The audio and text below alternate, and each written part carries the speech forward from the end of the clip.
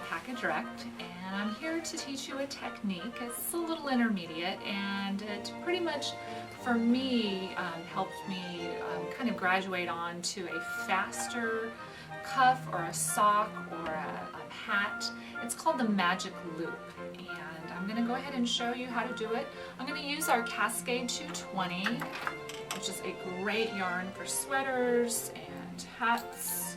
I'm going ahead and cast it on an even number, and then this is on our Addi Turbo needles. These are 40 inches and they are 10, a little bigger than what I normally use, but I wanted to make sure you got to see it all. Then I divided my stitches pretty much in half, and I'm going to bend the little loop and pull it down. So the needles are almost side by side, just to make sure. Now I want you to see that my stitches are facing each other. Here's the one loop.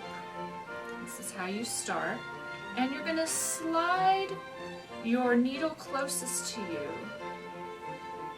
right about here, because that's where all your work's going to happen, is right in here. Taking the back needle, pulling it around to the front, and with the yarn, not my long tail cast on yarn, but the yarn that I'm going to be knitting with, I'm going to pull that in front, get it in my hands ready to go, and then I'm going to come in right in here to my first stitch, and now I'm going to be joining my loop.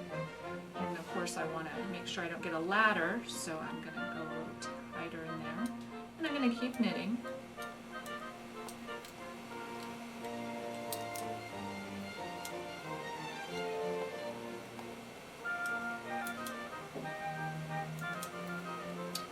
Keep going around, and now as I'm approaching this other end, by the way, notice I call them the bunny ears sticking out the sides, and I'm going to keep going, and as I'm coming to this end, I'm preparing to get ready to turn it.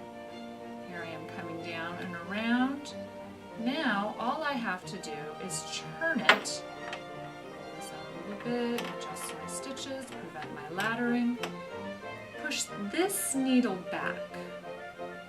So you always want to remember that the needle closest to your body, the needle closest to you, is the one you're going to be working, what I call it, off this little bevel where it's actually moved down.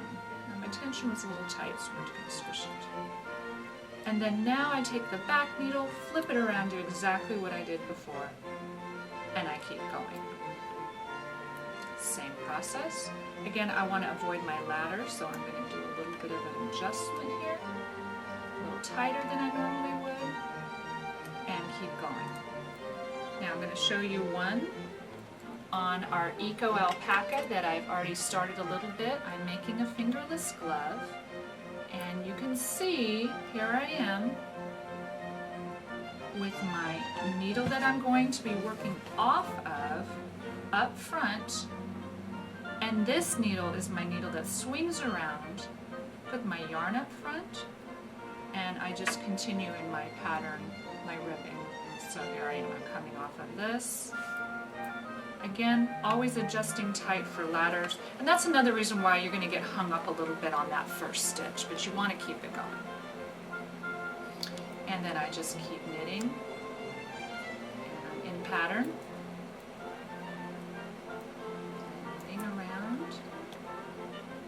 These are our Addi Turbo lace needles. I believe I'm on a 5 right now. And it's a worsted yarn, so it's a little bit smaller than the alpaca. Is just like silk in my hands. It feels so soft. And they're perfect for gloves and socks. Now here I've come to that end again. I'm turning it around. The needle is flopping. Pulling this out just a tad. Pushing this one back, and again, that's the needle that I'm going to be working off of. Pulling this one, wrap it around, so all you remember is that the needle closest to your body is the one that's straight. The one that you're working with has a loop, hence the magic loop. And then here we go. You can always double check and make sure that as you start, you have your two bunny ears, I call them. Just keep knitting. And I keep going. Here's another one I'm going to show you. as I've gotten out of my ribbing and into, here's my glove that I've already made, I'm into this portion now, and now I'm just knitting up like a tube, just keep going in my regular stitch, my knit stitch, but then I'm constantly measuring my hand as I'm doing this. I'm going to go ahead and insert some waste yarn right in here and just knit like I normally would, and just put the waste yarn in, knit, and then I take the waste yarn off those needles and back onto my left and knit it with the Heritage sock yarn.